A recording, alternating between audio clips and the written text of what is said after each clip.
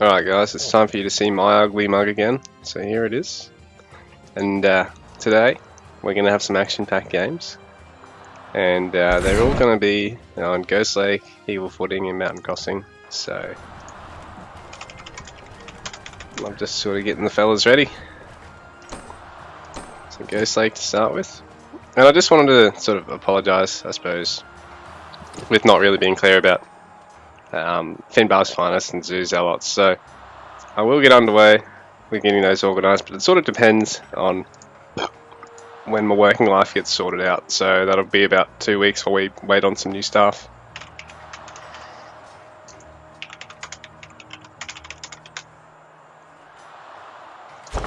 But anyway guys, yeah, I will basically get back in contact. Oh fuck, my game's just crashed. Alright, I'll just be 1 sec. I went to launch the game on them, but I just crashed.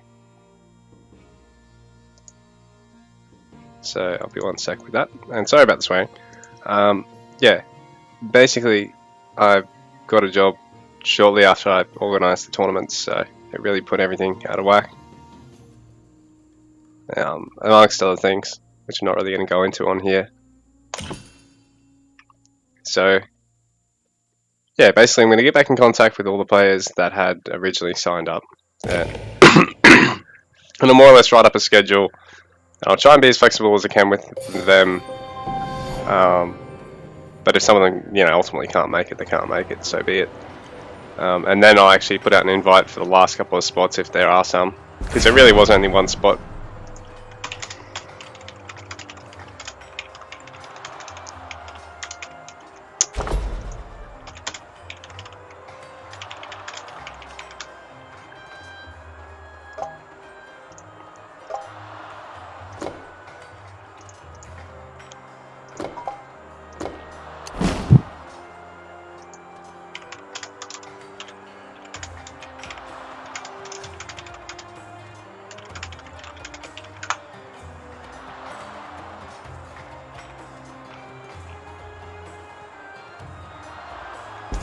Yeah, so we'll just be a second. My game actually crashed just as we were about to launch, which is a rare problem, but it did happen. So, alright, I'm going to invite Eerie now.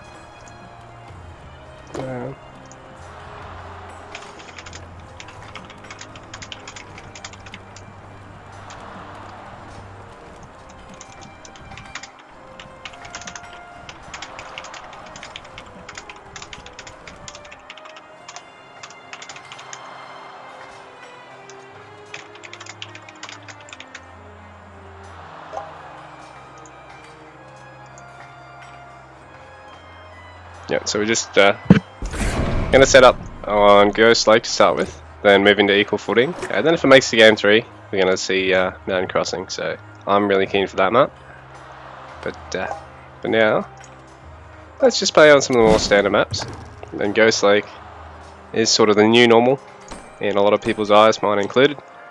It's really taken over from Equal Footing as the most sort of basic map with really good fundamental play, pretty short rush distance, but it's quite easy to actually, for both players to play pretty economically, expand outward, get on multiple hunts, goal binds, that sort of thing, and not have to worry too much about resource control really being the death knell for most games.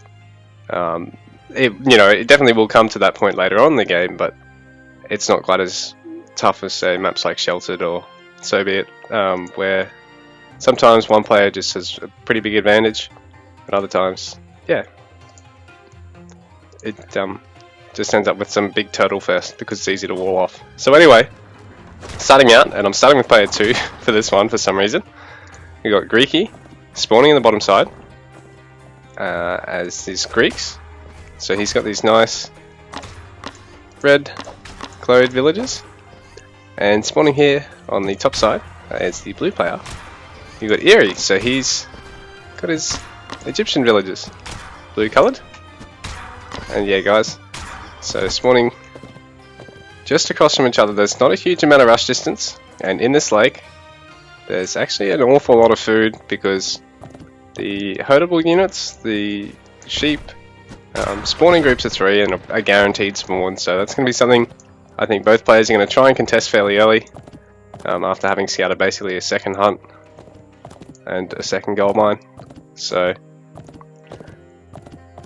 Greeky, having already managed to find a pack of 3 sheep, so that's 300 food in the bank basically if you can hold on to those. And Erie's going to pick up these, but Greeky's going to see them as well. So they're going to try and guard this, but there is a wolf here, so that can really tip the tide here depending on who they actually attack. So Greeky actually copying the fire, Erie able to secure 2 out of the 3. But there is another pack here, and I think only Erie's seen it. So Erie's snatched up another pack. Basically, they've gone even in a sense on those 2 outer packs, and then Erie's come out 1 sheep ahead.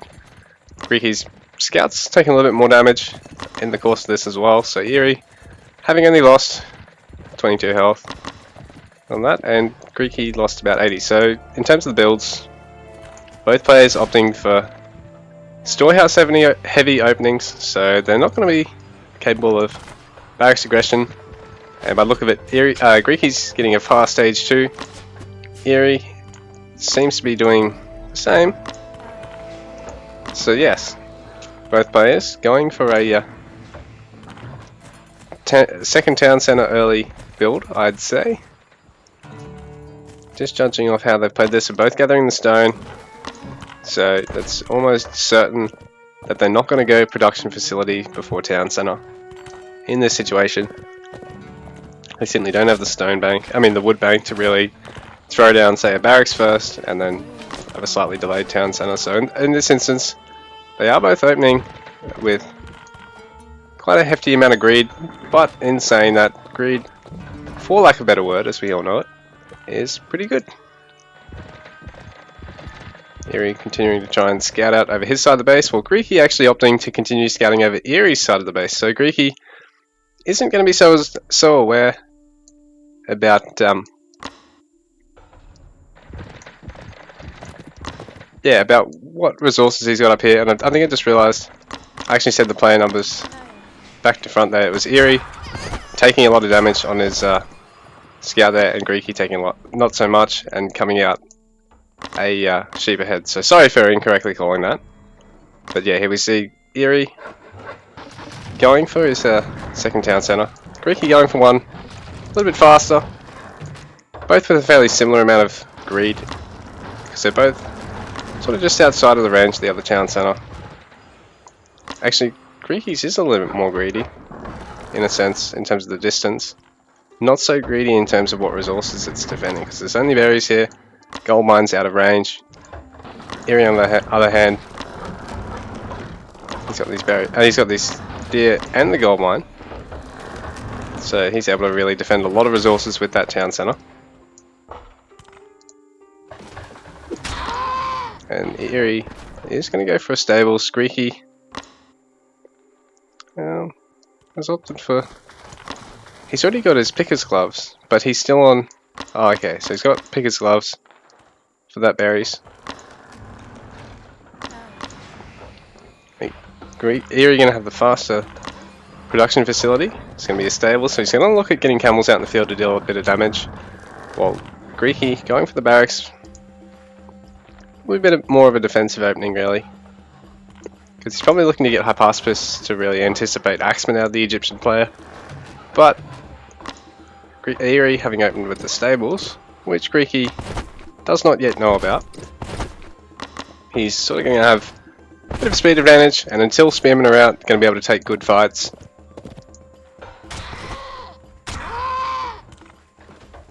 So Greeky now scouting out more over this corner, just seeing if there's a quick market, or if Erie's expanded onto this west side hunt. And now the first camel of Erie's is being rallied across the map. They are going to tank a little bit of damage off that wolf, but it's going to be a bit inconsequential, really.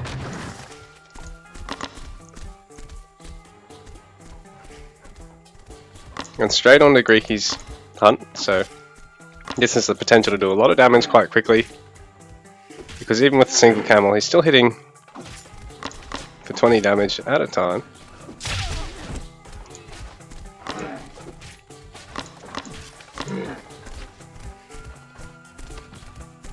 But there are already some spearmen here to defend this, so Greeky not going for any half-assedness at all, going straight for the spearmen. So that's actually a really, really good opening from Greeky in the sense he dropped the villager, but he's already got completely spearmen, didn't get any half-aspas, and now there's 2 range, 2 racks from Greeky, opting to not get any Sarasova at this point. He just wants to get a good number of spears, really punish the Egyptian player for having opening without a barracks at this stage. But Eerie is going to snipe 2 production facilities really quickly here. Some good micro there. Getting the damage across 3 of the camels rather than losing any one of them. So it's going to mean that he can re-engage with the full health ones and take a good fight because these low ones can deal some shots before they die. But he's going to need to clear this, otherwise it will eventually be a bit of a problem for him. So he's going to clear them quickly. Greeky on the other hand, he's probably going to have to try and scout something out here. So the 2 racks, 2 range opening coming in a little bit slower now than Greeky would have liked, having lost those units. There's been a follow-up with some axemen here from Eerie, who's up to 3 raxes now and getting an armory. So he's just opened with the single stables, transitioned back to the barrackses. So it's a really nice play from him. We've got 38 to 38 villagers. So even though Greeky lost a villager, Eerie would have probably had a priestess not on his second town centre. Because he probably didn't gather the gold to build a second one immediately, considering he went for quick camel riders, as well as took an eco tuck. So these camels are in good enough number to be able to really chip away at the Toxotes while the axemen can thin out the spearmen. But Eerie probably a little bit overextended there. Needs to really bring these guys in. Now there is some healing in the mix, so there's a Priestess of Ra here with the army. And really be able to top up all these low units. Get a lot of value out of this unit, which is 100 gold. So if you build them, you better hope that you're getting good healing value out of them. This one's still really quite low, so Eerie perhaps probably could have given that another couple of seconds, I think. And Greeky is going to probably try and push into this at some point soon, because he's got this continuous production of just Toxotes. Not building any more spearmen, just because it'll only encourage his opponent to get more axemen and he'll win that fight. But Eerie, able to move in here with these camels. He's actually got 3 standing here not doing much. I don't know why that was. So the slingers, I didn't even see them there. They must have been just commanded down there from one of the barracks. But Eerie with some really nice splitting up of his units. He's going to be able to force Greeky to have to do the same. And if Greeky tries to death ball everything up, Eerie can just punish this by moving back in again. He just might need to add a couple of axemen into the mix of that. But Greeky, on the other hand, really probably just needs to get a handful more spearmen, and he can really punish this quite quickly. The slingers that were with it were forced back up to here in the end, because they weren't really going to be of much value. They don't deal a lot of damage to non-ranged units, so they're really just here to mop up extra Toxotes, because Greeky would no doubt have gone for a heavy amount of them. Being a Greek player, they're just quite a strong unit. They hit pretty hard, actually, at 11 damage, so basically almost twice the damage a slinger will do to a unit it doesn't actually counter. So Greek players, they like to put their money into them. They're quite population efficient for a 1 pop unit. They cost 65 resources, so more expensive than just about all the infantry that you're going to see at this point in the game. Really good unit to have, but likewise, if you lose them, it means an awful lot. So single axeman getting caught out here. Eerie's still just waiting here, adding some more camels to this army. Just wants to make sure he's got enough to really overwhelm this, because spearmen, they're going to be able to deal 30 damage per hit to the camels, who are only going to be dealing 20 in return. So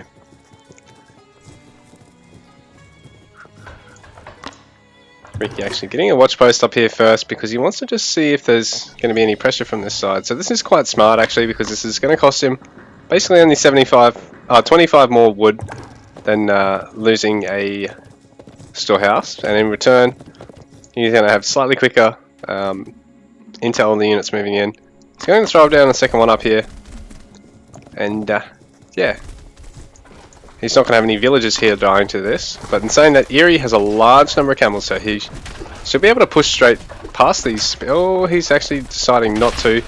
Does lose one of the lower health camels for his troubles. But he's actually bringing everything back because he's thinking Greeky might be ready to attack. He's completely skipping. No, he's decided not to just skip this. He might snipe the villager while he's got the chance. So 60 to 66 villager count. So Greeky pulling ahead because Eerie must be pulling off Priestess onto his armory or onto one of his production facilities for a little bit there. So Eerie falling just behind in terms of the working count, but he's put some good pressure on Greeky and really been able to take a lot of good, fairly expanded options around the map. He's got his Age 3 already, adding some Chariot Archers, and he's got his Axeman Champion here. So Eerie has managed to make good use of all this pressure and really dictate the flow of the game. Getting an earlier Age 3 than Greeky, who did bank a fair bit of resources, just making sure that he had enough just of a standing army to really repel Greeky at Eerie at that stage. Because he did get a handful of workers. And there are these camels coming in once again. Pick off the villager, pick off the watch post. Just slow down Greeky a little bit without having to really overcommit here. As you can see, the spearmen are up on a bit of a front defense to really secure the gold mine, but trying to take another watchtower here is only going to result in another lost villager. And in the meantime, Greeky is going to try up and wall off a good segment here, which is a huge amount of resources behind all this. So he's getting his Age 3 now, Age 3 town center now. A whole bunch of upgrades, but Eerie's still getting some of his too. Are those both off the same barracks? Eerie, what are you doing? Eerie, what are you doing? So Eerie choosing to take 2 upgrades out of the same building at once, which is a bit of a big no-no, but I'm sure he's just more paying attention with other things that are going on at the moment. Wonder if he'll actually see, just before he kicks in, and actually swap them over, just to be a little bit more efficient with it, but nah, he doesn't mind having them queued up one after the other. Maybe he was sort of anticipating losing some units and that's why he's done it that way. Because you can always just cancel the upgrade and get straight to training units if you have to. But I think Greeky's front force just wasn't enough here, and now these Toxotes are going to be really in a bad spot. He's going to lose a lot of them quite quickly there, and so Greeky didn't really have a huge amount of a front line with that force. He's only just adding in a couple of Hypaspis pretty sparingly. Actually getting some hoplites just to try and tank the damage from the Chariot Archers a bit better because they are hitting really hard. Eerie has already got his first upgrade for those. So these Chariot Archers, they do not actually have a hard counter multiplier to anything, but they basically soft counter everything because they deal an awful lot of damage per shot. They are quite squishy for a mounted unit. In fact, most of the ranged units are quite squishy compared to the melee. In mounted, even more so. Well, about as much so as infantry to ranged. And now, Eerie going to try and mine out this gold mine of his opponents, because then, even if he gets forced back, he's got plenty of gold in all this other spots. And if he can deny Greeky this, then in the long run, this can be really beneficial to him. And he's managing to deny another hunt here. He's cleaned up those spearmen, going to get a whole bunch of villager kills with these axemen. In the meantime, he's got a nice composition here to be able to defend against this mixed cavalry attempt from the Greeks. So, even though he's got no spearmen in the mix, the camels and the chariot archers are going to deal a lot of damage. And then there'll be a bit of peripheral damage here, obviously, from the slinger and axemen.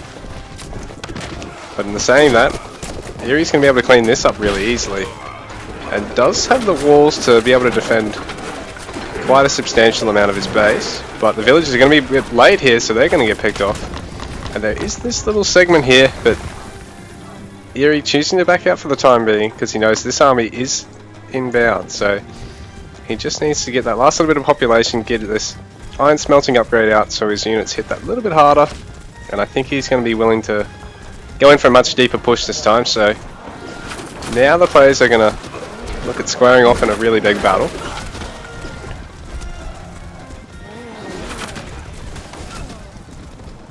Eerie just kiting Greeky at this point.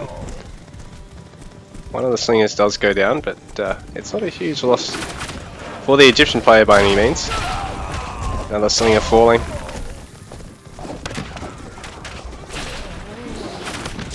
So Eerie and Greeky just getting a couple of scathing blows on one another's army here. They're both maxed out at this point. Eerie does have slightly less in production than Greeky.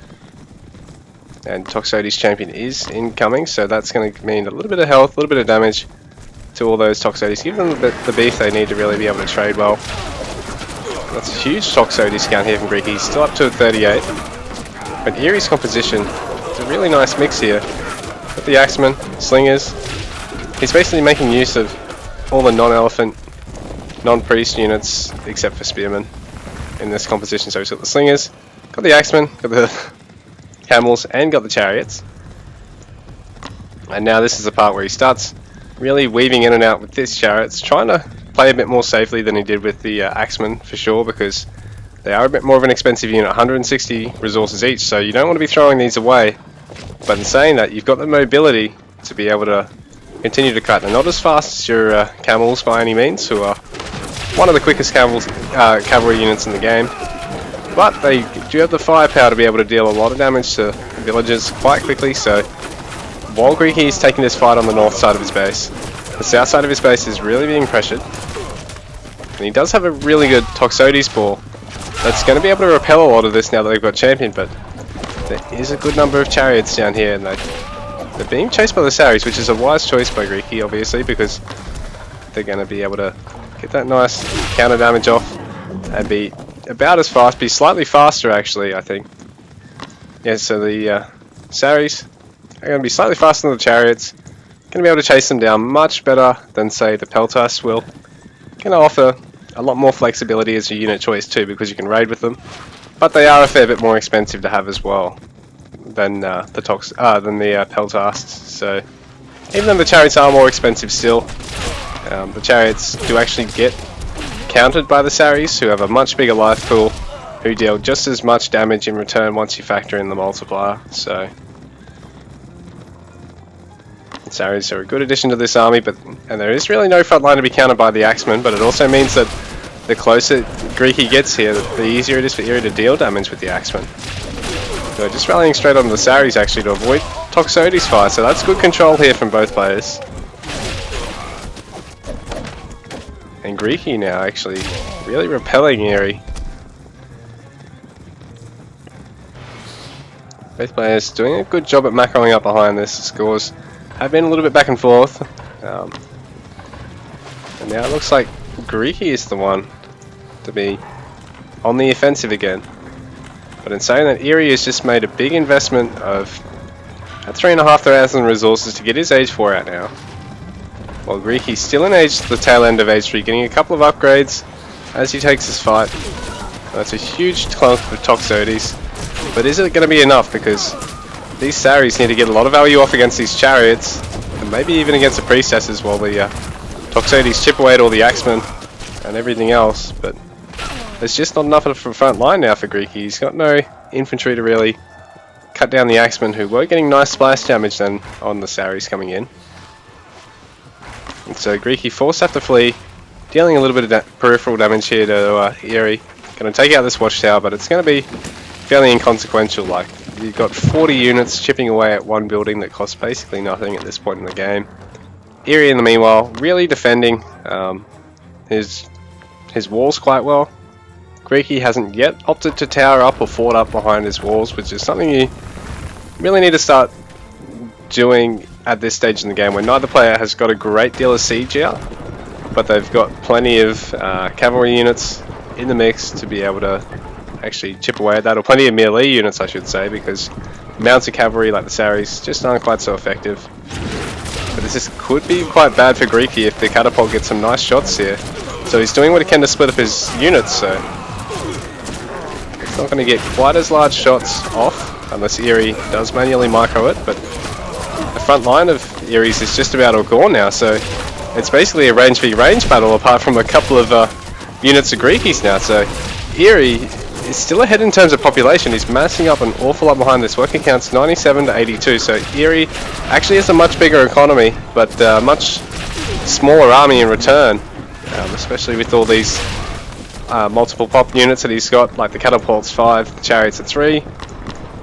The Greek army, he's got 2 pop cavalry, he's got 1 pop ranged here, so yeah, so the Greek army a little bit larger, I think, even though he's, in terms of the unit count, it's a little bit larger. In terms of the population count, it's only slightly smaller, considering Erie has 15 more villages, even though he's got 20 population more. So right now Greeky taking a nice fight here behind the wall, so this is going to really mess with the melee that's only trickling in and mostly getting blown up of Erie, but Greeky is now forced to have to defend with all his might and try and snipe some of the siege. He's got plenty of cavalry in the mix and a couple of Hajars and Hypaspis, so this is good. He's got the melee. He needs to really deny a great deal of value out of these catapults. He just needs to be able to get on the catapults with some of his prods.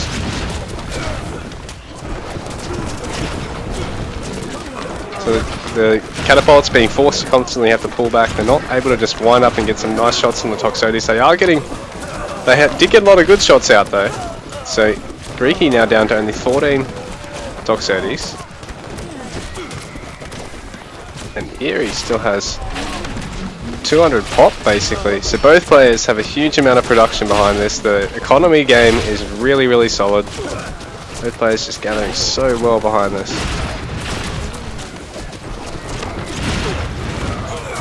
All the catapult shots are dealing a lot of damage in the front line of Greek. He's not really able to mass up and overwhelm these chariots by any means. We're just constantly getting good shots. We've got plenty of healing.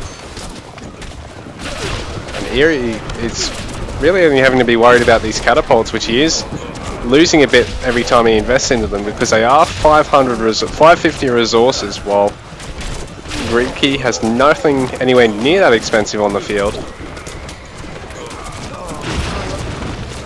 But these Toxotes being hit in big clumps like that, it's not so nice for Greeky, because there is a bit of a damage area to this, so every time one falls, a couple of others get really low. And like you see, occasionally some do fall 2 at a time, so Erie making really good connections with these catapults, but he's having to really try and micro them away from the cavalry, and Greeky is still finding a way to chip away at them. He's going to come in again on this one. The Saris are going to deal very little damage though, so Greeky really needs to get a Prodromos onto these low catapults, and it looks like Erie might be really starting to break him now. Greeky getting dangerously low in terms of wood and gold. I think Erie's in a good spot here. He's in 200 population. Greeky only 165, and not a huge amount of resources in the bank here. There's this big wall of throwing axemen, a couple of camels, a couple of the priestesses, and a couple of the chariots, and these catapults. They are locking up a lot of population in this army, but they have the potential to really ruin Greeky's day and end his range. So the walls aren't going to be much of a match, and neither are any buildings that get in range of this. So there's going to be some really nice shots there on the Greek army. The units being taken a really low health, and this trade might actually be good for Erie in a sense, because the bowman spread was really tight there. There's already been a big pack of them in the middle. Oh wow, that's ridiculous. Did you see that? That was like 8 Toxotes there, fell by 3 shots. So that's the power of catapults. And Greeky all the way down to 130 population. They're back up to 160 with his production, so both players doing a wonderful job at remaxing behind this. Greeky now only about 7 population behind it, eco population behind it, at 87 to 80. So Erie having killed off a couple of villages to fit in a bigger army here, probably to fit in another catapult. And GG, man, that fighting, that was something. That was intense. So we're gonna have a quick wrap up of the scores before we head into game 2. And we'll have a bit of a look here at so Erie does dip his villager population deliberately. I think he just deleted them. And in terms of the military populations all over the place in terms of just the current unit population. Here we go.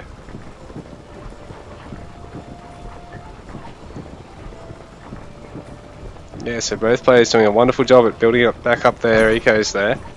And I think Eerie was just able to overwhelm him. Greeky probably needed a bit more toxicity. Probably a bit more hoplites or prodromos maybe. And a fast rage 4 probably could have helped Greeky then, because in the end he was fighting down 20 population. So yeah, that was a really nice game. We're going to get into game number 2 in a sec.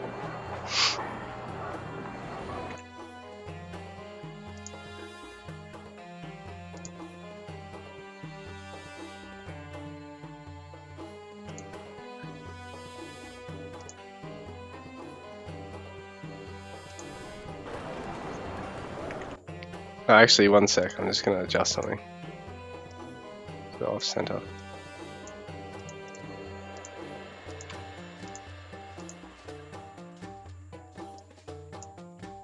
Yeah, oh sorry, alright, I'll remove. Actually, you know what, I'll just get rid of it completely. Done. Okay. So we're back in the game.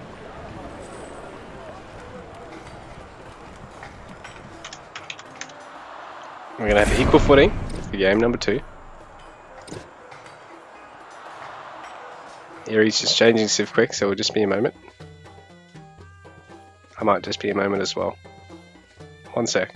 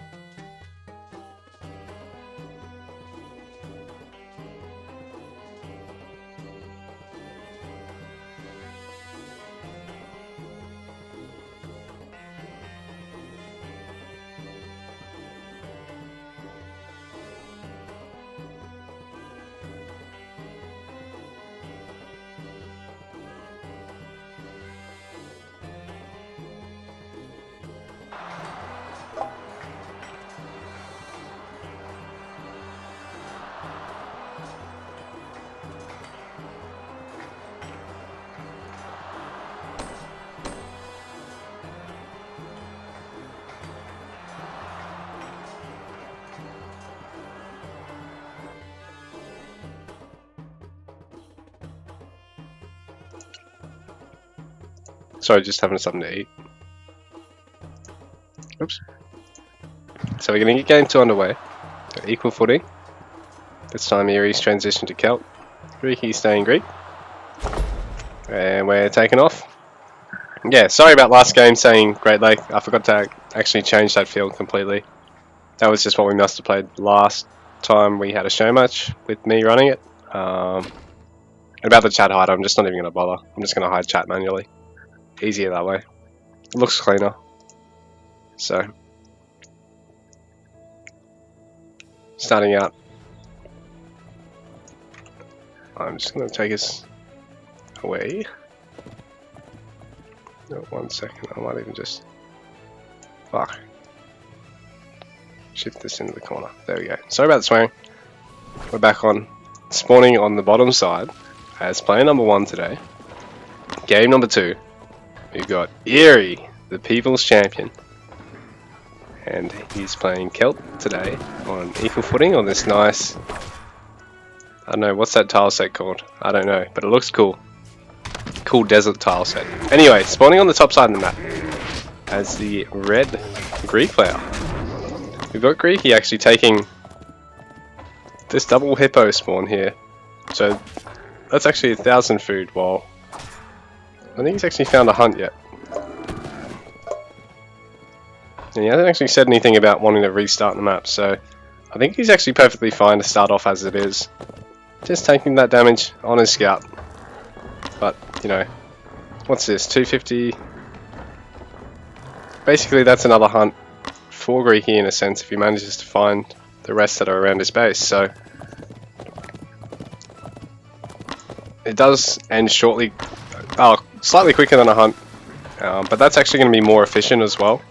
having the two of them stacked up right next to him, while the camels are never going to be that efficient.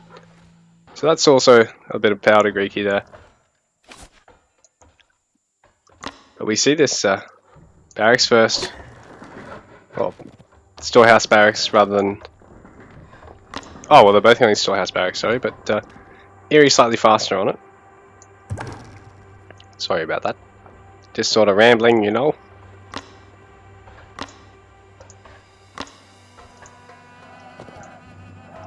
So Eerie is going to mass up his spears here, just near this hunt, and just near these crocs.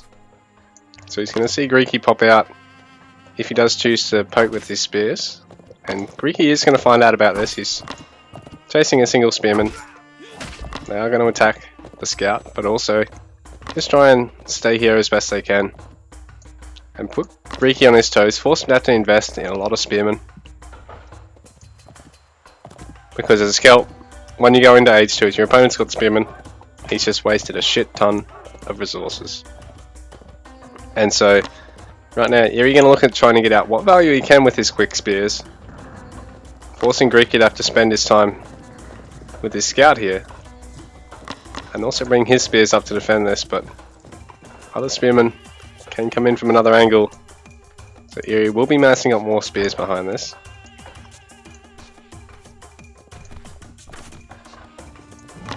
And this hunt here from Greeky is going to be quite dangerously positioned. So the storehouse is going to get denied, so Greeky forced to have to throw up another one. Probably spending about 30 wood then. Oh, probably about 20 wood, actually. Because basically the more production into it, the less you get back when it gets cancelled. And so a spearman here of Eerie's is going to get chased down, and Greeky is going to try and catch up with another low one. But Eerie's going to try and bait him into that damage, so both players walking away with a bit of blood on their spearmen. Nothing major though. So we've got a big engagement about to go down here because Eerie's got these 7 spears to Greeky's 6. And the objective with numbers like that would be to probably get the villager kills, because Celt spears are still weaker 1-to-1. It's basically a 40 cost unit versus a, what's it, 60 cost unit? Yeah. Not the best fight for you to be taking there, losing your spear and doing a bit of work there for Greeky in a sense. Because that croc is actually pretty well positioned in amongst those other resources for a good storehouse next to it. And Greeky just pulling back here, only as far as he needs to. Going to try and repair the town centre through this. Repair the storehouse through this. Not going to be enough, but he's going to get a bit of damage onto the spears in response. And he has got his age 2 just about finished up. He's going to be able to retake that hunt and do as he pleases, I think. But in saying that, I'm not sure how he's going to be able to afford barracks production and double TC off a single hunt. He's probably going to have to look at getting food another way. So there is a town centre about to go down over here, but I think Eerie's going to realise this and be able to interrupt this with a spearman. So the villagers up here getting picked off. Spearmen all the way over here. In fact, there's 9 spearmen over here. A bunch of villagers sort of helplessly running around, and these spears are going to come over here and really be able to fight this clump of villagers. Force them away from this, but Greeky does have the spears to mop this up. He is going to be able to defend this, I think. He might have taken the villagers just a bit too far, so... Oh no! Eerie's denied the town centre, so... Eerie with 4 spears manages to deny that town centre. Greeky does have enough stone to be able to throw up a second, so he did actually have to gather a fair bit of extra stone then, I think. And Eerie is going to try and overwhelm Greeky here. He knows it's basically barracks v barracks at this point, so he's added in longswordsman already. Getting longswordsman on the way. Greeky doesn't have the gold to be able to afford any hypaspis. He can only afford another spearman basically. And another town centre gets denied by Eerie. He's picked a good time because Greeky now has to gather another 70 stone for this too. He's got his own town centre just about finishing up in the meantime, so Greeky now quite a fair bit behind Eerie. It's 25 to 22 village count at this point, so Erie's sniped a couple of villages, he's denied the 2 town centres. Greeky is really worse for wear at the moment. He's going to dip to about 500 stone on his stone mine left. So Erie has basically cost him another 200 stone, as well as probably 200 wood, over the course of this, with those spearmen harass. Oh, actually probably about 300 wood really, because he's denied so much on the storehouses. So yeah, Greeky probably down by about 500 resources, so to speak, and his population is starting to reflect that. So Erie, no doubt in a good position to go all the way up to 3 production facilities right now, and Greeky just on the 2. So Erie's going to be able to stream out these units quite a fair bit quicker than Greeky over the next minute or so, unless something drastic really goes down. And this town centre is only going to be finished up quite shortly with 5 villages on it. So I think the longsword count, can't really check the, yeah, so it's 5 to 3 in terms of the counter infantry count in that fight, but it wasn't really enough spears there for Erie to be able to quite overwhelm Greeky then, because he kept everything in such a tight pack. He doesn't have any other units around here trying to fight Erie at all. Erie just now getting everything together. He's got slingers in the mix already, which is good because Greeky is going to have those Toxotes on the way. Going to throw down another barracks as well. So Erie has just about done everything right so far. He's denied the 2 towns. He's denied town centres. He's sniped storehouses. He's really gotten a lot of value out of this opening as a Celt player. And he's splitting up his army as well because he wants to try and deny gathering from Greeky, because Greeky is really boxed into a corner at this point. He's doing well to really make it unappealing to be attacked from the front, but that means that there's not really much here to defend him from the back. So he's got these forward posted units on this side, but meanwhile over on this side things are going to start getting sniped. So the stables attempt there from Greeky is going to be denied, and Greeky is going to constantly have to try and move this army back and forth to catch Erie moving in, unless he decides to split it up. But he's already that far behind that if he does that, he's going to lose the fight. So Erie going all the way up to 4 production facilities now, whereas Greeky about to do the same, but he's already having to get cavalry in the mix to deal with the slingers. He's down on the infantry count, I think. Population wise, he's down by nearly 20 population, and he's actually so he's very near being housed there, but he with a bit of good economic awareness able to pull himself out of that quite quickly. But in saying that, Erie now able to take a safe age 3, get his age 3 town centre up, get some upgrades in age 3 on the way, and I think he's going to be able to pull ahead based off that now. So everything at the start for Greeky has just gone wrong, so to speak. He's defended it really well, but Erie's just managed to raid in from multiple locations, pick him off here and there, deny the town centre, which probably could have just been stacked to begin with. But of course, Greeky would have liked to get on these camels with a town centre, because then it would really make a fight like this easier if that town centre had finished off, even with a similar unit disparity. So Greeky again forced off this food at the back of his base. Erie just taking all the right fights right now, and this spread of his slingers is great because he's got some up the front to harass the Toxotes, not have too much overkill. The rest are just here in support for his front line, which is a little bit smaller, but it's not a huge problem as a Celt player, because the moment you start getting armory upgrades, Bard Hall upgrades, your infantry front line starts really trading better than your opponents, and at a lower resource cost. So yeah, with the Celt, you know, sometimes you're sort of on the back foot with your initial army fighting presence, but you've got generally the best raiding presence. You've even got speed upgrades that really make your infantry faster than anybody else's bar none. So they're not exactly cavalry, but they are able to achieve the same sort of job against non-cavalry based compositions. So that's always something to keep in mind. And now the Woad Raiders come out, so these guys truly are as fast as cavalry. 9 speed infantry unit, and they're going to be able to deal a lot of damage to the Toxotes, but Greeky Has sort of anticipated this. He's seen Erie's gone H3. He's got plenty of Hypaspis here in the mix instead. Try and overwhelm the smaller number of longswords. So yeah, these woads, they're going to be able to deal a lot of damage to the Toxotes. They're going to be able to catch the Saris if the Saris ever stop to attack them. But against the long swordsman, Greeky's made a really good blind choice to try and deal with that. Just knowing that his opponent's got H3, he's playing Celt, so he's going to play probably around the Woad Raiders.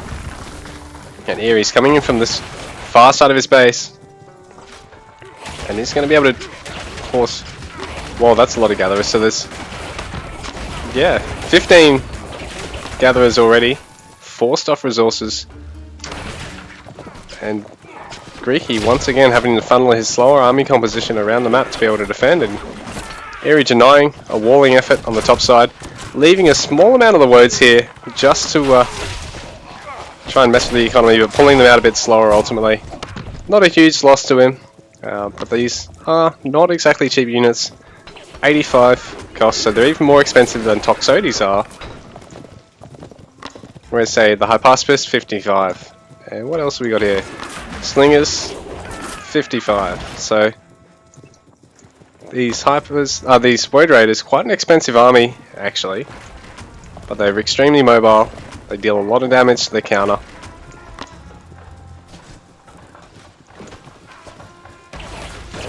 Quite quick work of them to get through these houses, I think, as Erie's able to pull on more and more of them on there. But Greeky's just deciding to push straight into Erie because back at home, Erie doesn't necessarily have enough to defend this initially. He's probably going to be forced off these front side resources in his base. So Greeky making a good decision to try and push there, but has it left him a little bit too thin here? And he's actually, I think, lost a fight at that back side of his base.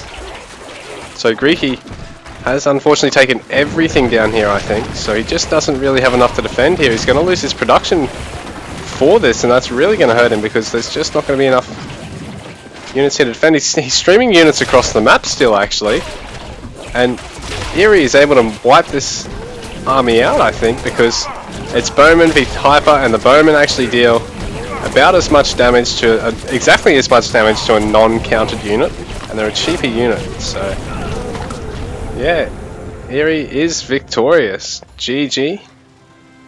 Well played by both players. Greeky mounting a good last-ditch effort there, but I think he really probably should have massed the units up here, maybe thrown down a couple of towers on this side of his base, and just try to take a fight there. There's just too much of his army getting mopped up there. Like, it was a good push, and I think if he had have walked in, forced the gatherers back here, and then immediately backed out, he probably could have wrapped his army back up around this side and tried to defend with it. Even though it would have been a bit late, it would have eventually gotten there, and if he didn't have all these units streaming across, he'd have a force here dealing with that. But unfortunately, I think Erie was just able to force his hand, able to get a little bit too far ahead for him to be able to come back. But GG, well played to both players. That was a really nice series to cast. Okay, let's see. What's the final village count? 45 to 72, so yeah, obviously a lot had fallen. Anyway guys, we're going to only be a sec, and we're going to bring you series number 2.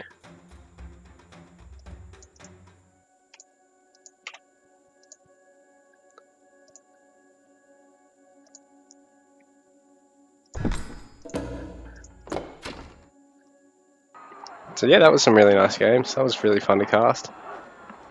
Shame Greeky couldn't take it to H3, to game 3, but well played to him. I know I couldn't take Erie to 3 games. No, they're both already offline. Okay, so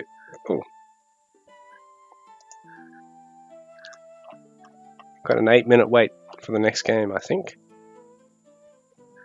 Who did we have up next? So we've got Caspara and Crimson Cantab. So let me just get all this sorted.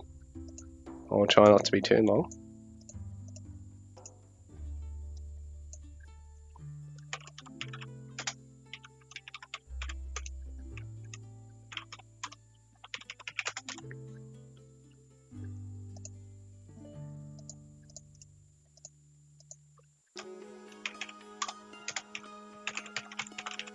Now this is probably the most hard part about this, is getting all this text nice and centered with players with such big names. Like, what the hell, man?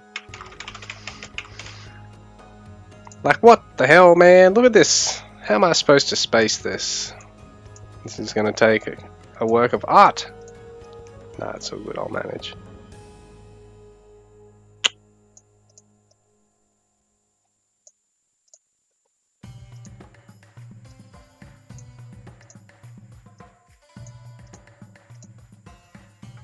It looks pretty crappy. Oh, that'll do. Anyway, so I'm gonna see if our next contestants are ready. We won't wait 8 minutes. I'll just get started.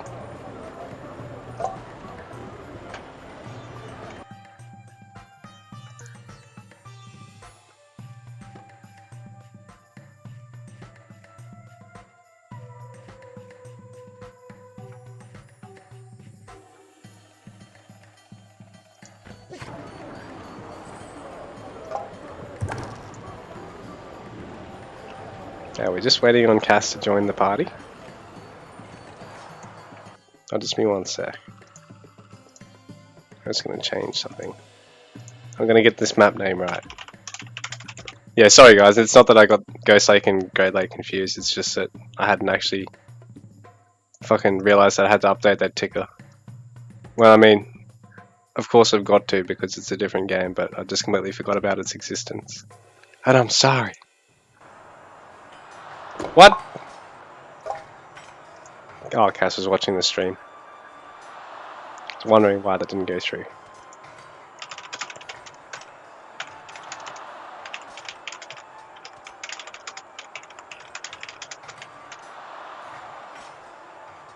Alright, so we got Caspara versus Crimson Cantab, so this would be a really nice matchup to see. Same maps again, starting out with Ghost Lake, moving on to Equal Footing, and then finishing off, if we get there, to Mountain Crossing. Now, personally, I just want to see Mountain Crossing games. What the hell have I done? I'm sorry, I thought I switched that back. It's cool though. We'll be right, we'll survive. I'm sorry. I'm sorry!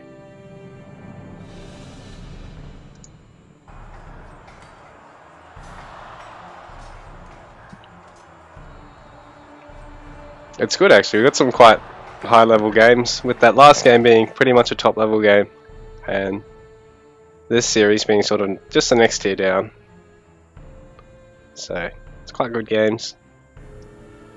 We're not seeing any newbies play today. Not saying that no one wants to watch them, but sometimes it's just good to watch all the action in the world right here in Project Celeste. And spawning on the top side of the map today as a blue Greeks player. So this time the blue player is the Greek player. Unlike in those games with Greeky where it was always the red player.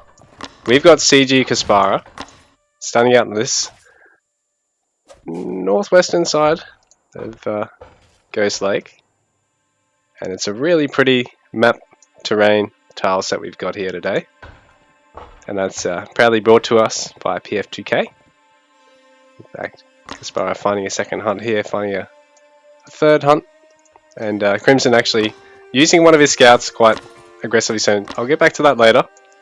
Spawning on the bottom side of the map as a red Norse player, we've got Crimson Cantab. So I haven't actually casted one of his games in a while, and I'm pretty glad. Well, actually, I casted one between these two a little while ago, but other than that, it has sort of been the longest break of me casting a game by Crimson in well, probably since I've started streaming. So,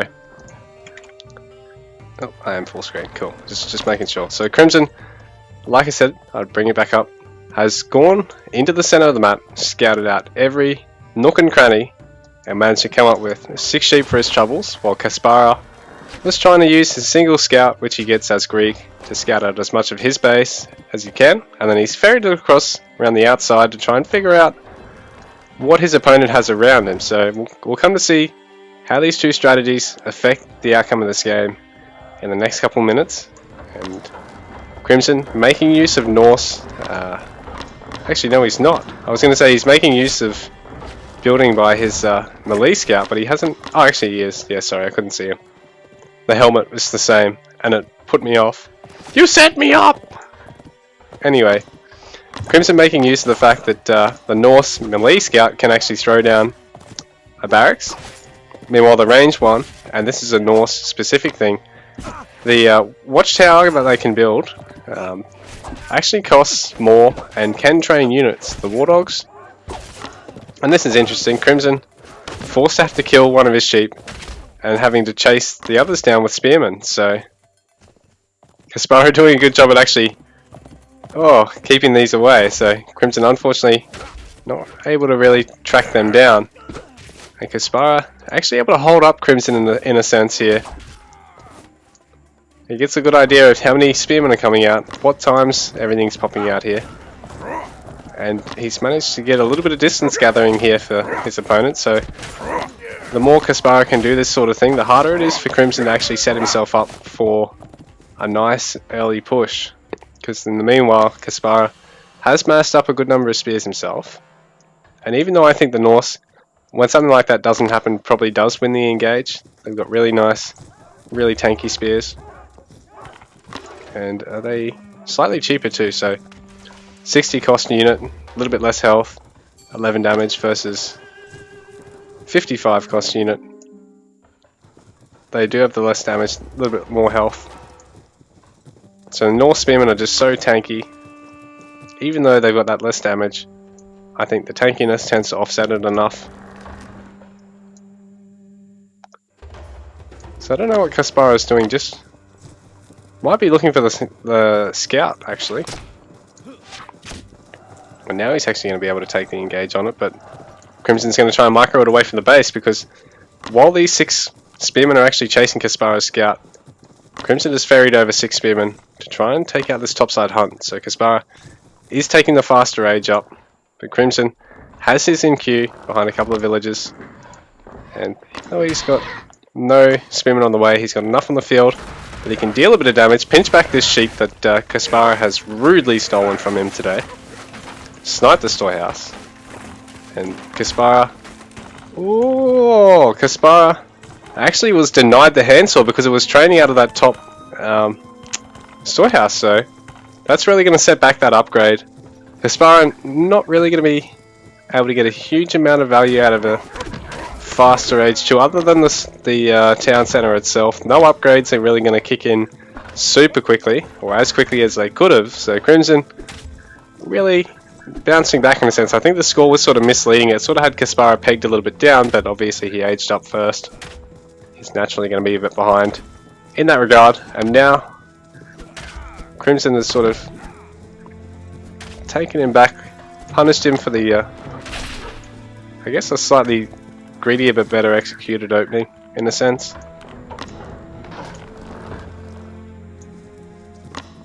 And so now the Greek player is ferrying his units across the map, but it's going to be at a time where Crimson actually has more spearmen here to actually defend against this, and he's going to have access to throwing axemen now, so this is going to make it quite easy for him to defend against this. Oh, there's a high pass, so I didn't realise there was one of those in the mix, so that must have come and joined the fight.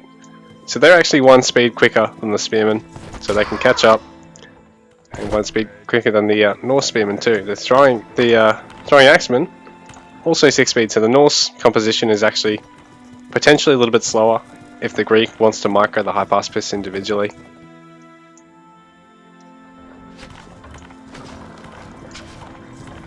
And Kasparra going to get a nice catch here because he's going to be able to fell this storehouse, I believe. He's got the damage too. Crimson opting to just send his villagers to go and get this town centre up a little bit quicker. The storehouse is going to get denied, so Kasparra able to inflict a bit of economic damage on this opponent here. Both players now having sniped a storehouse off one another, so this is a nice opening from them. Just a fairly standard sort of build from both of them, really.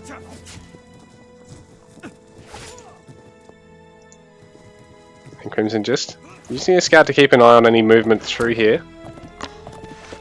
Or he can potentially pick that scout off if he decides to run it down. there is a Hypaspis to try and take this fight, so this is interesting. So Crimson is going to be able to save the Scout ultimate. Oh! Not quite, not quite. He almost did it. With that one shot. Where's Crimson's army gone? Okay, oh, they're all here. And one thing you got to be careful of is if you sort of just control click one unit type to send them to build something, just be aware that your other unit might not always be set up to build there as well. So just sometimes it's better just to select or like drag box. But it depends on the situation, of course. And this TC is going to be able to inflict a bit of damage off this attempted raid. Doesn't really achieve much, but meanwhile here on the top side, Caspara actually able to get quite a bit of value out of this. He's forced 16 villagers back into houses. So it's 36-34 villager counts. Caspara taking pickaxe and picker's gloves. Crimson having taken just his handsaw at this point. No pickers, no pickaxe. So Caspara really going to get an economic leg up with those. But in the meantime, Crimson going to Triarachs, double stables. And Caspara really only adding some production facilities now as well, although he has already got that range out, adding another range. So here we go, so Triarachs, double range. So this is a nice sort of opening for both players. Both going 3 racks, and then 2 stables versus 2 range here. The Norse player actually able to utilize the fact that his infantry can build, so this is going to mean that all this build time isn't going to really impact his economy at all. So Crimson actually surging ahead a little bit in terms of population now. So 43 to 41 is the working count. And all Crimson, are you going to be able to save them? He is going to be able to get the units out, but that is delayed gathering time still. And Caspara is continuing to send units around. He wants to try and... I don't know what he's intending to do. He's got a pair of workers actually heading down here, which is interesting. He doesn't really have the resources to go to Quick Age 3 and get a fast workshop out, so they're going to be sitting around for a while unless he's intending to maybe tower up or wall off this gold mine. So I'm interested to see what Cass does here. Got 47 villagers, so dead even there. Over on the top side of the base. I completely forgot about that raid actually. Caspara. He's losing a couple of villagers here. But he's felling a couple of raiders. So the raiders, quite a disposable unit at 75 resources, which is really quite low for a cavalry unit. Probably, that'd be the lowest in the game other than War Dogs, wouldn't it? A good use of the cavalry here, straight onto the Toxotes, but in saying that, Caspara still has plenty of spearmen in the mix here. Not a huge amount of Hypaspis actually. And this is quite dirty actually. Oh, Crimson was going to throw down the barracks, but he's actually pulled his scout back for some reason. He does spot the armory and that range coming up now. So he's going to get good vision on all of Caspara's production facilities. He doesn't actually know about this berry bush, this berry patch being taken away from him though. And Crimson doesn't have a huge amount of raiders here, so I'm not sure if this is a good fight to be taking. He's a little bit low on the gold, having not really expanded onto any gold other than his starting one, so this is a nice position for all these Toxotes to be in, because while all the throwing axemen aren't firing at them, while there's no raiders chipping away at them, they're getting off free hits on all the throwing axemen who are going to need to pull out of this fight now. So a really tough fight there for Crimson Cantab, and Silver Age now going up for Caspara. But these raiders are going to at least prove a bit of a nuisance for Caspara. He's going to lose at least one worker out of this. I think he's only going to lose the one. And that raider is only going to get out on an inconsequential amount of health, so it's just 4 health for a population. I don't know if that's really worth it, Crimson. You might as well just throw it away. But in saying that, I suppose if he saves it at the back of his army, gets a Rhapsody, or if he, yeah, just scouts it down, and Caspara looks like he actually just chased the bloody thing down. This is interesting. So Caspara continuing to safely gather here, but Crimson also safely gathering this hunt that's quite near Caspara. So it's actually sort of cut off from the rest of Crimson's base. I'm interested to see if either of them try going for some proxy base play or something off on the sides of the map. And one of these longhouses, it's quite dangerously low. Some good micro here from these players. Caspara saving the Toxotes, but Crimson not really looking to throw away any raiders. Ferries them around the back of the fight, and he's going to get really nice connections with the Toxotes ball. So is he going to have the numbers to be able to do this? I'm not quite sure. He still has plenty of throwing axemen actually, so Crimson actually really punishing Caspara here. This has been a good fight here for Crimson, and not so good fight here for Caspara, with the majority of the throwing axemen, the majority of the raiders unhurt there. So populations has a slight lead to Crimson, and there's a villager population disparity of about 15 now, actually, in favour of Crimson. So I think Caspara really came close to maxing out, or had maxed out, and hadn't really kept up villager production at all, and sort of anticipated winning that fight there, but it just didn't seem to go to plan, I don't think. Crimson hasn't actually yet got a market or anything, so Caspara is not one to miss early game villages. They were roughly even last time I checked, so this is a bit hard to really get to those villages though, but eventually Caspara forced to have to garrison and forced to have to move the Prodromos over, and now this market is found by Crimson, and Crimson is denying another berry bush over this side of the map. But meanwhile, down here, back at the ranch, so the market of Caspara's gets denied. There's a big fight about to go down, but there is largely just throwing axemen here, and some villagers that got spotted here from Caspara, but I think Crimson might actually have the numbers to take this fight in a sense. There's only the 9 Toxotes, and if Crimson focuses them first, then he's only fighting against units that don't counter the throwing axemen, so that could be a really advantageous fight. Sending in the raiders in like that, just basically sacrificing them but getting as much Toxotes kills as possible is really good. There's only 2 left. These throwing axemen are going to be able to make quick work of the infantry here. There's more coming in reserve. There's some raiders actually coming in through this wall that Crimson has thrown up, so Caspara is completely surrounded here, and this forward force of his is going to get blown up. But meanwhile, over the backside of his base, there's 7 Prodromos that are dealing a lot of work here. Crimson now just getting his age 3, forced off this gold mine though, so he's going to have to make use of all these resources up on the top side of his base. And that wall might come in very handy as this game goes on.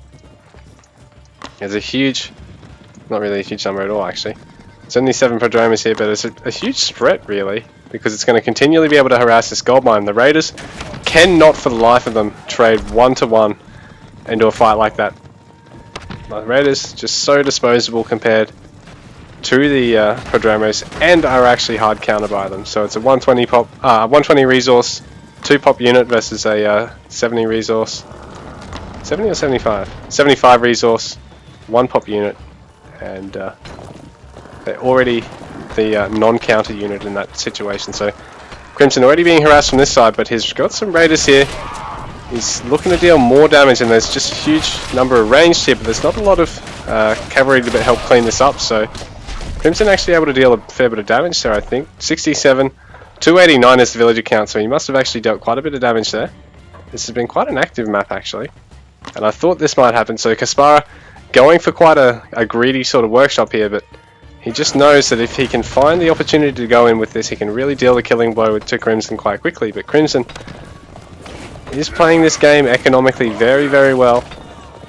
He's up in worker count. I think he's going to catch up in terms of techs pretty quickly. And if he can manage to stay on the gold, I don't know if he knows about that gold mine yet. He does know about that gold mine, sorry. So if he can get on that back gold, which is fairly safe compared to all his other options, like he's got the wall up here, He's already taken the resources here, so and he's walled off this side. So well, he's actually able to stabilize quite well here. But there are some Prodromos in the base, forcing another 3 villagers to garrison. So it's 92 to 76 now in terms of the worker counts. So that's a pretty good gap. But ooh, with only one of these spears on the outside of this wall, oh, there we go. It can turn into a gate. So Crimson is unable to clear this up before it does pinch a section of the wall. So one of the villagers is going to have to try and throw up another one quite quickly here, otherwise the town centre is going to continually take damage from this, or the storehouse is going to get pinched. And I think Caspara is probably going to rally these back now to not just throw the rest away. The wall being replaced by Crimson. And over on this top side, there's 13 Prodromos ready to attack. So Caspara managing to close the score lead, which he sort of had on the back of a couple of Age 2 fights that really didn't go his way. Crimson having defended extremely well, having taken some really good fights earlier. And now there's Horsemen in the mix, so the Prodromos are going to have to rely on hit and run attacks because they're not going to be able to beat the Prodromos head on. I mean, not going to be able to beat the Horsemen head on. But this market line of Crimson's is dangerously in the firing line. There's going to be no gold incoming from that anytime soon. Crimson still has this up here untrained. And Caspara hasn't got this all completely walled off just yet.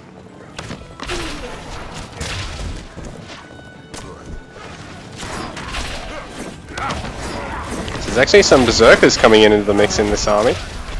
And they are quite tanky. But they are also quite susceptible to being bursted down by all these Toxotes, so Crimson's going to have to be a bit careful with that. He's got a huge number of throwing axemen, but Caspara is mainly relying on Toxotes at this point and Prodromos, so it's going to get quite hard for the Norse player to deal with in a sense. Because he's got to have the Horsemen to deal with the Prodromos, but he needs to have Raiders to deal with the Toxotes. He can't engage with the infantry because it's just going to die. So Caspara with a really nice composition, really keeping Crimson on his toes at this stage. The Hoplite going to be a little bit tankier than other infantry options, so they're really just here to soak up fire for the Greek player. They are a bit more expensive than, say, Hypaspis or Spearmen, so...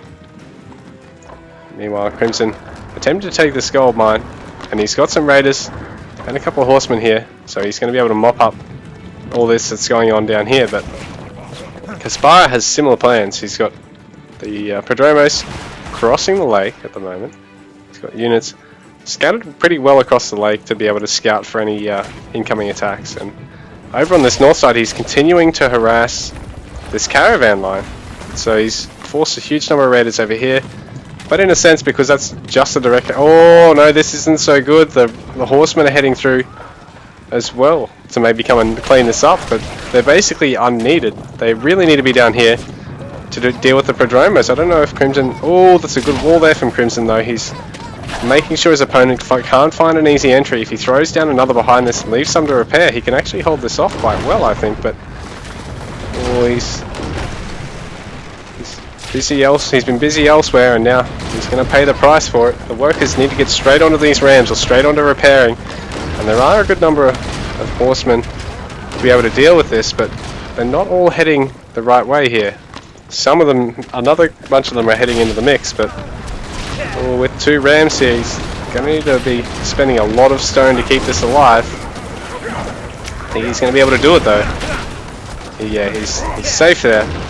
Once again, Caspara is punishing him elsewhere on the map. Yet again, he's taking him off this gold mine and off the stone and berries here. And he's done it at the cost of only a couple of rams, and he's forced out a lot of resources in order to repair this town centre.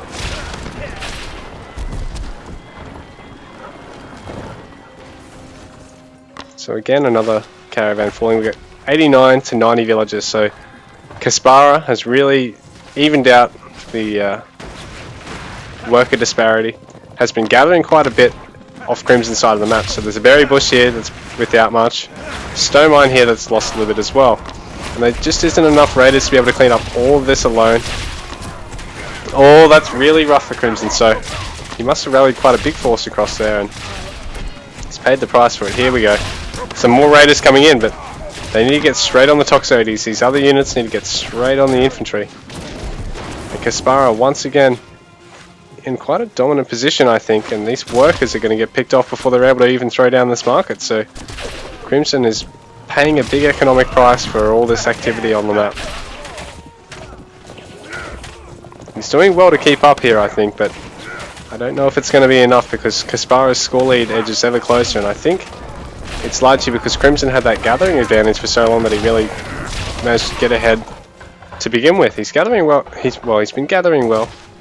He needs to get another couple of storehouses. Crimson, I'm not sure about the upgrades difference between the two players here because Kasparra has managed to really take constant fights over Crimson's side of the map a lot, even though he's thrown away a lot of early armies.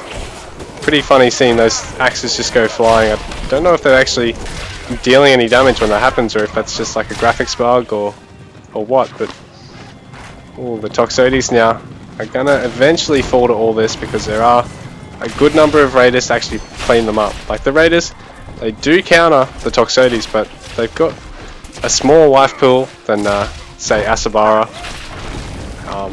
or Sarasophroi. So you know, they're a cheaper unit, they're more disposable basically, so you do need bigger numbers of them to be able to clean up ranged at the level that the Greek or Persian counter-ranged cavalry works. So, this is really smart from Kasparra. It's going to mean Crimson has to send a good number of units to deal with this, but actually perhaps not. Crimson able to react fast enough, and with a big enough worker count, he should be able to clean this up quite quickly, but in saying that, it does cost him actions around the map, so to speak. Kasparra already quite a good 30 population ahead here. Worker populations, Kasparra now up to 94 workers. He has his Age 4 just about to finish, is walling off as much of the map as he can, so he's already basically gained all this ground on the north side of the map. On the south side of the map, he seems to be in a better position as well. He's already got a fortress there guarding a gold mine, already has this right up here in his opponent's face on that other gold mine. It's not huge, but he must have actually saved it in the end with some Prodromos, because he's actually all the way over on the farms right now and dealing a lot of economic damage to Crimson on both sides of his base. So Crimson can tap down to 66 worker population compared to 94 from Kasparra, who's actually still up by about 30 total population as well. So, but Crimson wiping out this army of Kasparra relatively easy compared to some of these fights he's taken this game, but once again there is a small force harassing the caravan line, making it completely untenable to just rely on passive gold income from that. And once again Crimson cleaning up a fight in his base while Kasparra inflicts damage elsewhere on the map, so back down to 0 caravans for Crimson, just one maybe. He's completely safe at that backside, but over here, things are looking really drastic there. It's not far off. Probably seeing another fort from Kasparra, but this is good. Crimson sending over some horsemen, gonna be able to maybe get a couple of villager kills here. Well, I'm not sure if focusing the farm is the way to go there. I mean, the villager can just throw down another farm, can't it? So, whereas killing the villagers, it's much quicker process. You can kill 2 or 3 villagers and set back your opponent's ability to gather anything over just killing the farm. Looks like Kasparra has really been able to break into Crimson's top side of his base there. Meanwhile here, small army force being thrown away. With Crimson now down by about 45 population, and I can't help but wonder if that was really just a bait to just sort of test the waters, see what Crimson does have left before Kasparra looks at mounting a much bigger assault. So Kasparra all the way up to 200 population again, Crimson down to about 110. Things are looking really hairy for him. The siege is coming in now. They'll probably, here we go. So there's a Prodromos raid on the south side of the base. I thought it might be Rams, but he's actually using prods.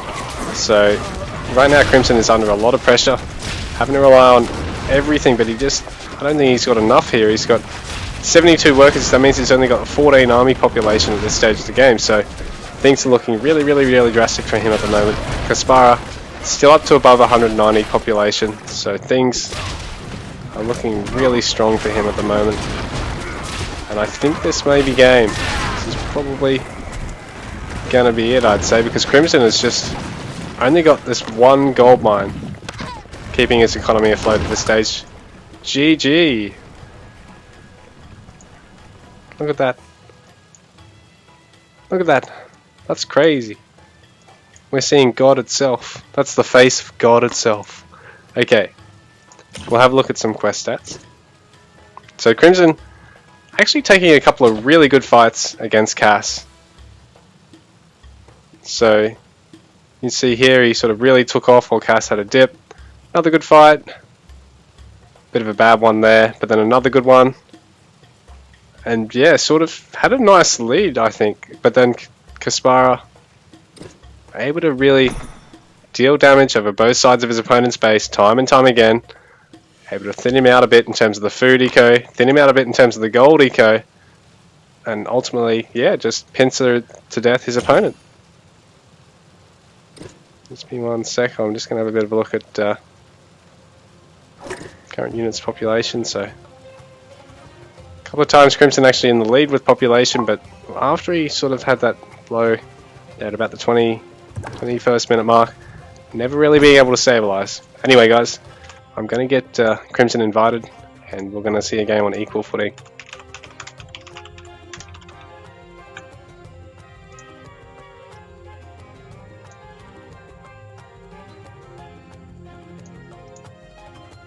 I was going to type equal foothold there for a second and thought, what the fuck map is that? Alright, let's go back to intermission screen.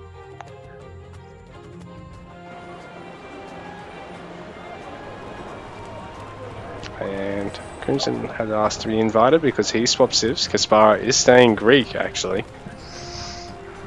So we're going to see Kel versus Greek this game. Boring! Nah. We saw that last series though. It's not exactly boring, but oh, you can go 10 to 1, 10 to 0. But it'd be nice to sort of see them both swap. We're going to go with equal footing.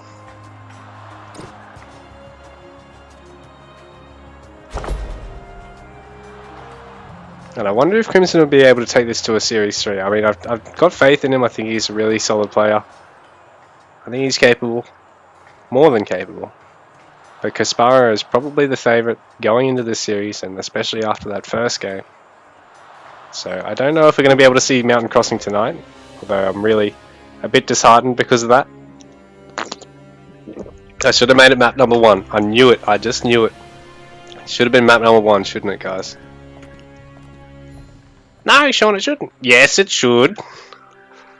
Alright, let's go back to the action.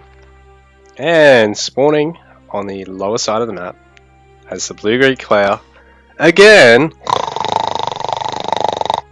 We've got Caspara playing his Greeks, which he's really solid at. I think they're pretty much his main civ. He's quite a flexible player on them, capable of a lot of early game damage, a lot of mid game damage on them. I've never really seen a lot of his late game play just because he kills me before I get there. So yeah, that's my experience playing with Cass. Anyway, spawning on the top hand side of the map, it's Crimson Cantab playing his playing his Celt. He's red today, and ooh, that's a bit unfortunate. She's already ran so far away. There's so much travel time. No, it's a bit unfortunate. It's just little things like that that can really sort of slow down your economy. And I don't know, he's got that many workers there already. He should have sent one to kill that while it was still here. But I don't know, things happen. People aren't always paying a perfect amount of attention to the game. Trust me, I know that better than anybody. And yeah, it looks as though he's going to open for a fairly standard, fairly similar opening to what we saw happen in the Celt v Greek game between Erie and Greeky. So he's going to look at playing this as aggressively as he can, putting Caspara on the back foot, but Caspara is probably going to have absolutely none of it, considering he's already got his Spearman on the way. And yeah, they've both gone for storehouse, barracks, storehouse opening. Although Crimson is floating a little bit of wood, so I'm wondering if he's hoping to go for hunting dogs and storehouse basically at the same time now. Although realistically he should just spend the resources straight away. Or maybe he's trying to just get all the way up to whatever pop, throw down a fairly greedy sort of house in a sense, because it's outside the town centre range. It's not helping him defend the wood line. But I think he sort of knows that with the faster racks and the faster trading spears, he should be able to deal a bit of damage here, force his opponent to pull back, because worst comes to worst, with his faster running spears as well, he can continue to just sort of weave in and out of the fight and hopefully not get snare locked, although it looks as though he will be here. Caspara is going to be able to chip down away at this, but he's only brought 3 spears along, so this might not go so well for him. Crimson has actually got a good spear count and has been pretty well positioned here and is dodging and weaving. Although, ooh, this one might cop a hit. Oh, it's gonna fall! No, Caspara leaves it alive actually.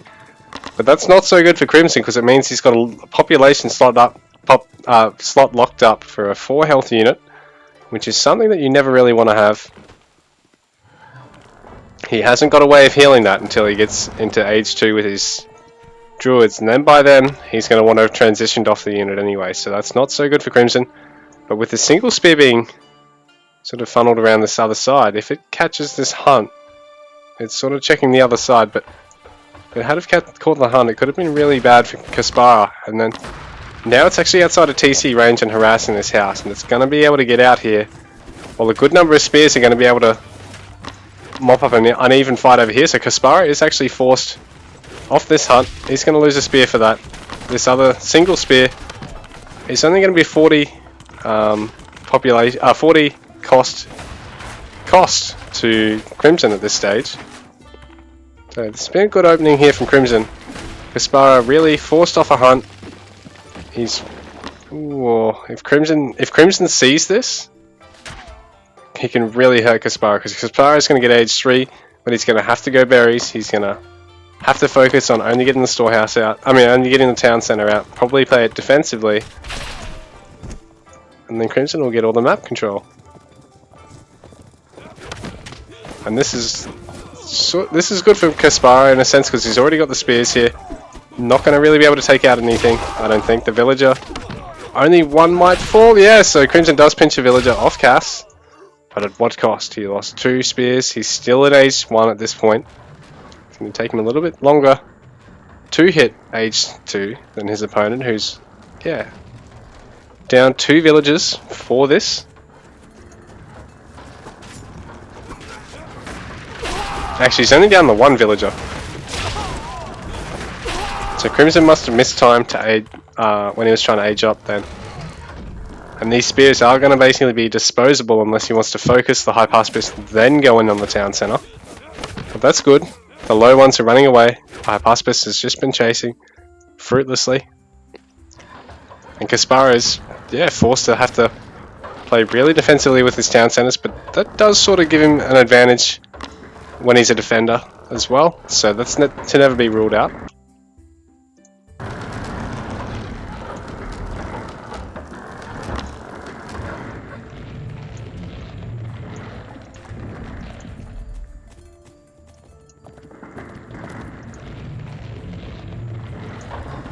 I hope that audio is not bugged.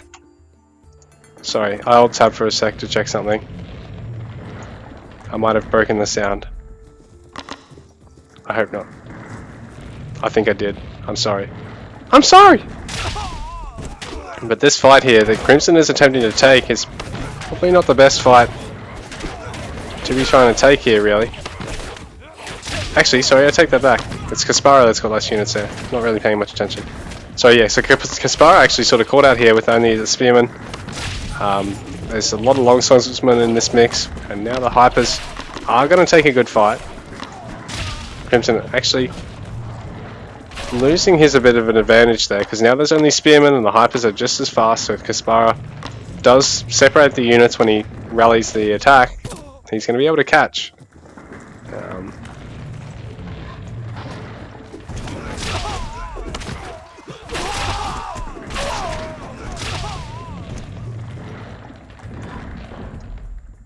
And yeah, pro tip when you're chasing, if you just move command way past the other units, you'll move very slightly faster than units only sort of running away a short distance.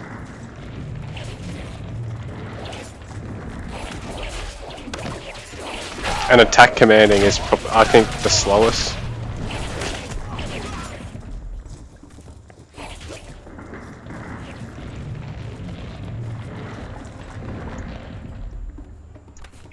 I'm gonna try something real quick.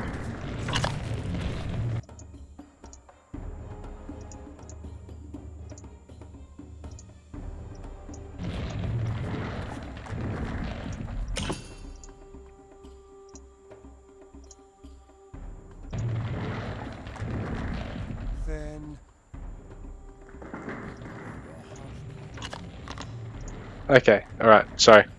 That's the best I can really do to fix that annoying building sound. I'll just have to restart, there's not really much I can do about that. With that continual building sound no matter where I'm looking, no matter what's happening going on. But anyway, back to village accounts. We've got 38 to 36, so Crimson's actually slightly ahead in terms of the village account right now. And is moving in, try and deal some harass to his opponent. But Kasparov is also doing the same, he's got some hypers.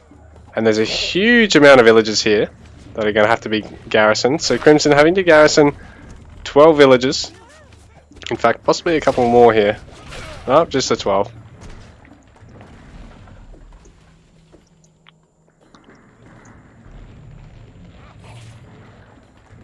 So we've got 42 to 40 village counts, so Crimson's still 2 ahead.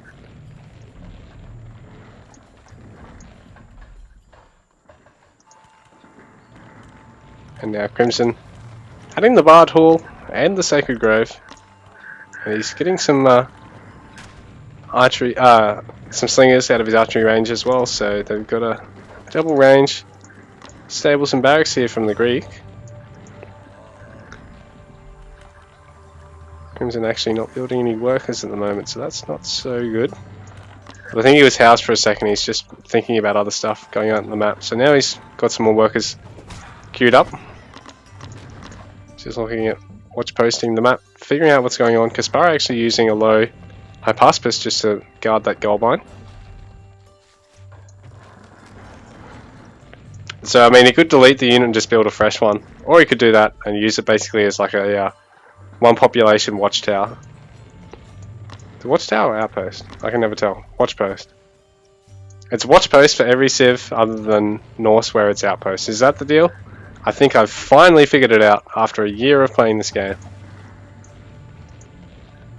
Population wise, Kasparov has a slight advantage over Crimson. And Crimson actually taking a fast stage 3 relatively. And he's only 10 minutes in. Kasparov hasn't taken one. Crimson has got it on the way, so if he can deal damage with this fight without throwing away a lot, he'll have a nice take advantage on the other side of this. But population wise, he is actually down, so he needs to be careful with that. It's 48 to 54 village accounts, Kasparov ahead. And this isn't so good because all these slingers, I mean all these spearmen, long swordsmen are just going to get deleted by the Toxotes. And in return, there's only been a single watchtower cleared, while another one goes up closer to Crimson's base, so that's going to give better and better intel for Kasparov.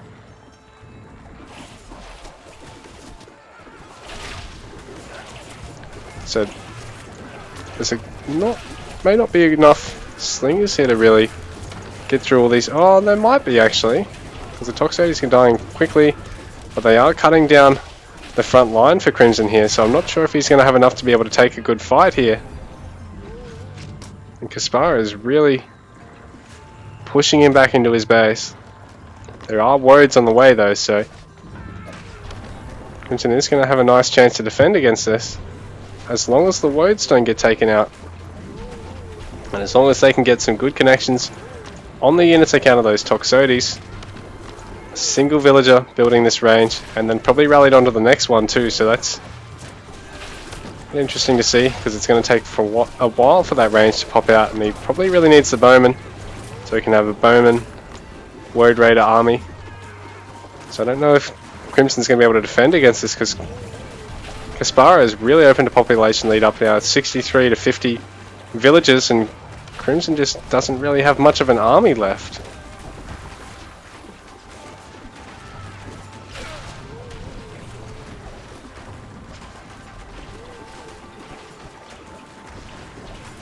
So Kasparov is really working through what's left of Crimson's forces. There's a couple of druids left here in the mix, but there really isn't much of an army left. Crimson's actually housed at the moment. He's having to force up some houses at the back here, getting a fortress in behind the town centre, which is a nice position, but it also means he's basically sacrificing all this area in front of his base at this point. It's a nice enough spot to really be able to harass the Saris though, so that's going to work in his favour, but not before he loses a couple of rangers, and probably this barracks as well. He really needs to get some more other production facilities out, and he really needs to gather some more food. I'm not sure if he's going to be able to. He's got his age 3 town centre going down, but Kasparov is really raiding the hell out of him. It's 69 to 56 working count, so he's still down by 13. He's managing to produce them behind this though, so that's good. But there's this huge force of Kasparov's on the doorstep, and he just might not have enough to be able to get these production facilities up. They are a bit precariously placed. They probably should be back up here. Probably needs to get another barracks up here too, because he's got 3 rangers in production, not a single one actually built yet. And it's going to give him the slingers he needs to clean this up, but he's just not building them quickly enough. He's going to lose one of these rangers just about finished too. That's going to be really tough on him. Actually getting Call of the Stag just to give him the movement speed he needs to really be able to chase down things like Saris with his woads, but I don't know if he's going to be able to get there at this point because Kasparov is really wearing him down. That's a good lead over him right now. It's about 100 population advantage. Crimson has nothing but workers at this stage other than these woads. Kasparov has a huge fighting force right now.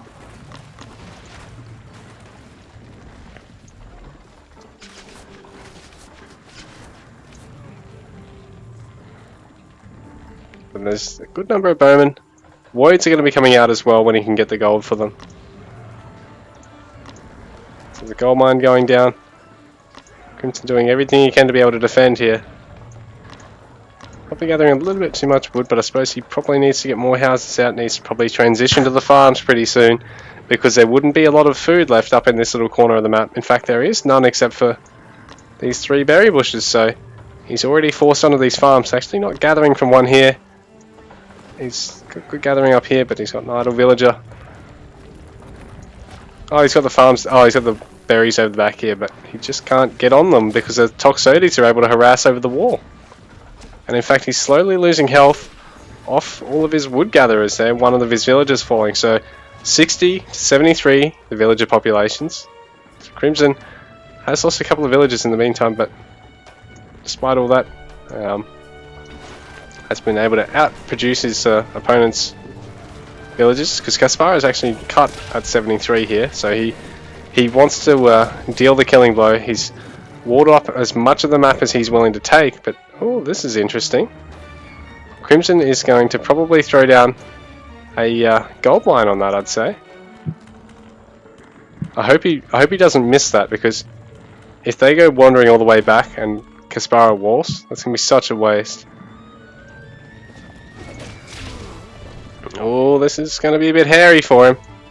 They're actually... I think he intended to throw down the gold mine building, but it didn't actually come about, so... This is a bit of an interesting fight, because there's all these bowmen versus Toxotes champion. So the Toxotes champion should be slightly stronger than the bowman. But now here we go. He's getting a storehouse rather than a gold mine, which is interesting, because it's going to mean that the moment Kasparov sends something up there to deal with that, he's going to lose all those workers for free. He's got one down here, but he just opted for a regular old storehouse up here, which doesn't make a lot of sense to me.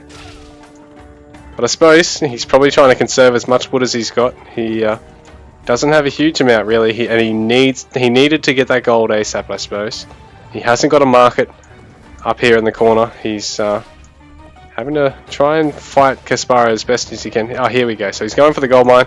He's also going for a fortress, but he's left this a bit too long now, really. And now there's Prodromos here ready to clean up. He's never going to be able to get this fortress done in time. Not even going to be able to get the gold mine done in time, but it does delay Caspara in a sense. In fact, he's opted to just leave the fortress, get in the gold mine, just because he might be able to slow down Caspara's gold gathering and deal some damage elsewhere on the map, but I don't know if he's really got the units to be able to do that. These workers that are in here are really only going to be able to be microed in and out of this for a little while, and just cost Crimson a bit more and more wood the more he does this, and he'd need to get woads somewhere into Caspara's base and deal damage. He can't fight that many prods at once with the woads either. Like 3 woads isn't going to be able to clean that up. So, although the woads do fight quite well against the prods, it's not going to be enough. And so Caspara is relatively unaffected there. Crimson still backed into a corner.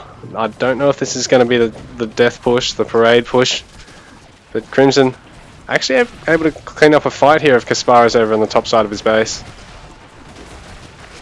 But there's a good number of melee and a battering ram here in the mix, so Crimson is going to have to scramble to defend this as best as he can, and there's even some Saris coming into the mix.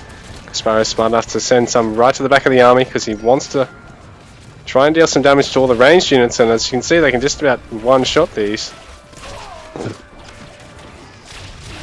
So Caspara managing to lure Crimson out of the safety of his base and get him all scattered. There's sort of 3 groups of units there when Caspara had all his nice and set up down here, and the single horseman isn't going to be enough against these Prodromus, and ooh, Crimson is going to have to go for this risky fortress, but has he got the units to be able to keep Caspara busy while it goes up? I don't know if he does. Word's coming straight in onto the melee units and one of the Saris, but GG!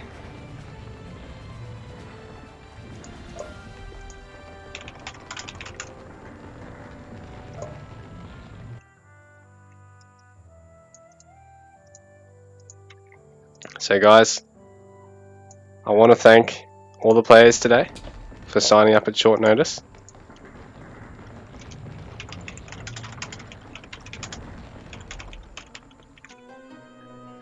And we're going to have a quick look at the stats. So if we go to villager population, Caspara was able to just deny a lot of Crimson's economy here, and then once it got rolling again he was able to just keep sniping villagers and stop Crimson from really catching up in terms of the worker count there. Now if we have a look at what are we going to look at today, boys and girls? The units, oh no, that's not really telling. Current units population, this is probably a bit more telling. So Crimson really getting forced into his base with a couple of rough fights there in the mid game, and then never able to recover. Caspara always looked like he was in the driver's seat once those walls had gone up, and Crimson not actually really able to get much value out of that attempt at stealing the gold mine there. But anyway guys, good game, well played. It'd be interesting if, say, this fort had been a bit more aggressively placed, if he could have afforded to do it the first time round, or if these villagers were just a little bit quicker in getting on this fortress, or it was also positioned right here. But GG, well played. Good job to everyone that played today, to both Greeky and Crimson, and our winners today, Eerie and Caspara. So anyway guys, I'll see you later. Thanks for watching. Oh, actually, have we got anyone streaming AOEO right now?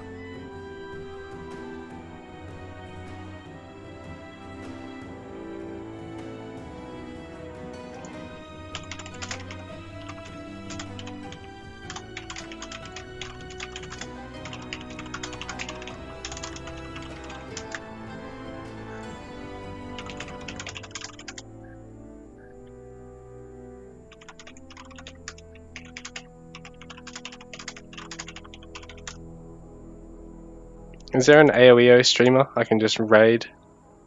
Oh, I can't raid because I don't know how to.